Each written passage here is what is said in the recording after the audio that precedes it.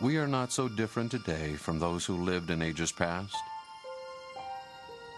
Since the dawn of time, we mortals have burst upon this life hoping with all the passion of our souls to find something of meaning during our journey here. Although many experience joy and prosperity, too many are poor and sick. Too many hearts hide unspeakable sorrows. Too many souls suffer quietly.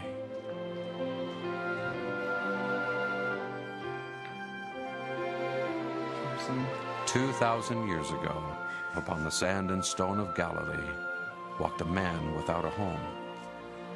He was a king, a prince, the Son of God. And yet Jesus the Christ walked among the least of men, feeding the hungry, healing the sick, and comforting the sorrowful. He could have commanded legions, yet he chose to serve, inspire, and restore hope and life to those outcast among men. Oh, Son of David, have mercy on us, Lord.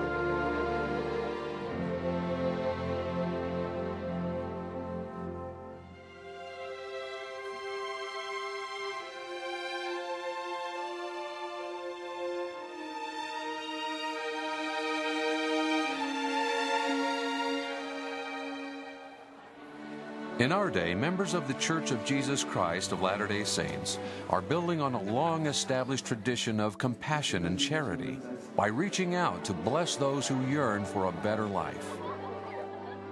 From its beginning, caring for the poor has been a cardinal concern and fundamental priority of the Church. In the mid-1800s, Latter-day Saint pioneers on the westward trek planted crops to be harvested by those who followed. On the trail, they shared what little they had. No one starved so long as his neighbor had food. During the economic devastation of the Great Depression, the Church formalized its present-day welfare program.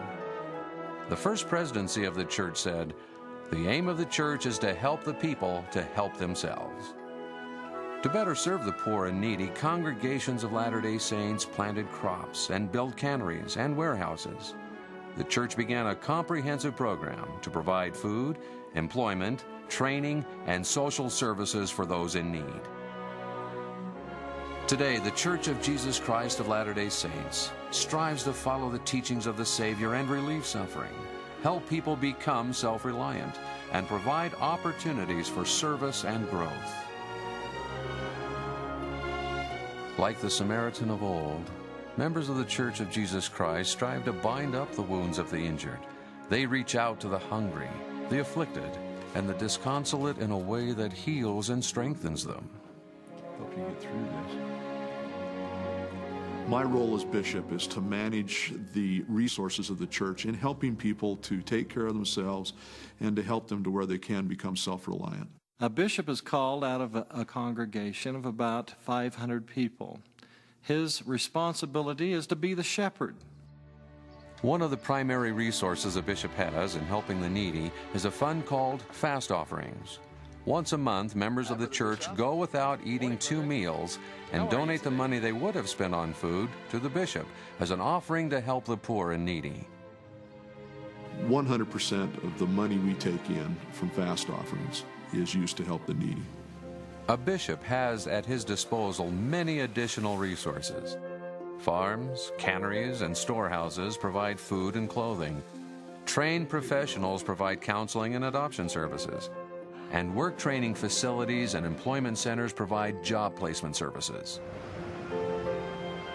I was living in my car because I didn't have a choice. I was without a home, I was without a job. We lived behind a couple of churches. The cops would come by and tell us to move and would go to another church and sleep behind another church. My babies would ask me where we were going to sleep. I told them another night in the car.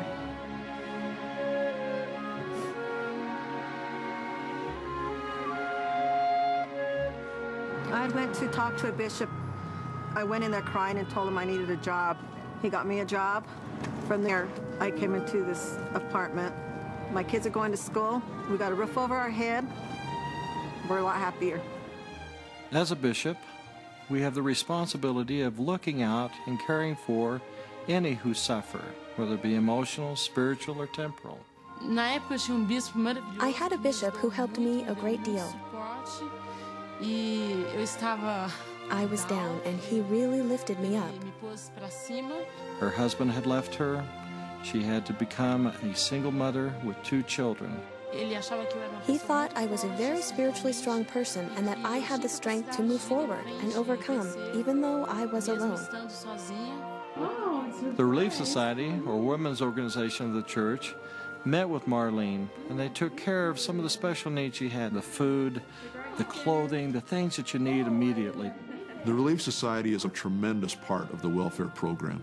They provide a tremendous amount of service, whether it's taking meals into families where the mother is incapacitated or just sitting down and being a friend. They gave her time away from the children in order to think through her goals for the future. The important issue for her was to be able to care for her family for the long term. I wanted to go back to school, but I didn't have the means. The priesthood leadership went to the community college and opened up the doors for her to enroll. I returned to school, and now I am ready for nursing school. She has confidence that she never would have had before.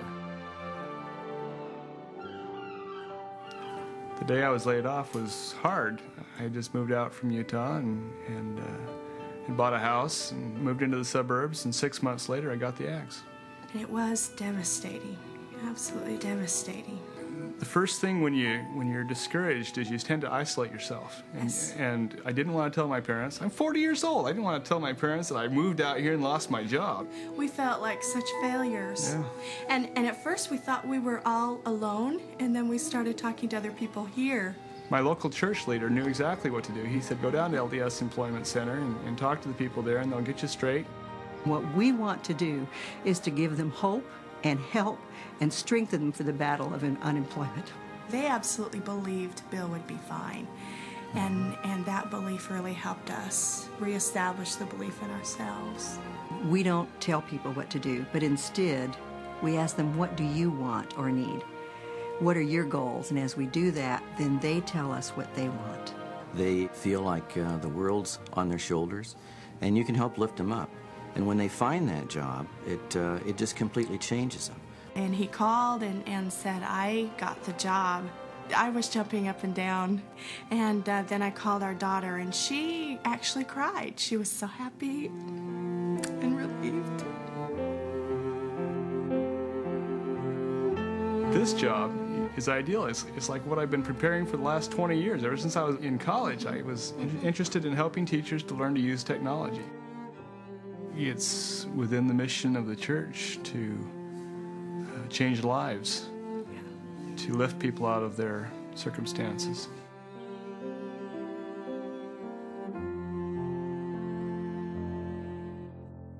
We've been directed by our Savior to love one another, to lighten the burdens of one another, to lift the load, and to help out. When people go out and do this, they can't help but feel good about themselves. I knew that my roof needed replacing, so I was very grateful when my bishop called and said he had organized my fellow church members to help me install the roof. She was able to save enough money to buy the shingles, but she didn't have the expertise or the ability to get these shingles on the roof. We brought this to our welfare committee meeting, and we organized very quickly. They worked all day, and it took all day, but they got the job finished. We ask people to do what they can within the resources they've got, within the ability they've got.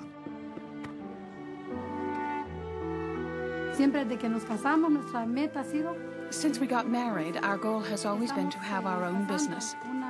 We went through a time when money was really short. We have 4 children, and it was a real crisis. Then we developed the chimichurri sauce and began to work as a family. That was how we started the business, and through my husband, who was an excellent marketer.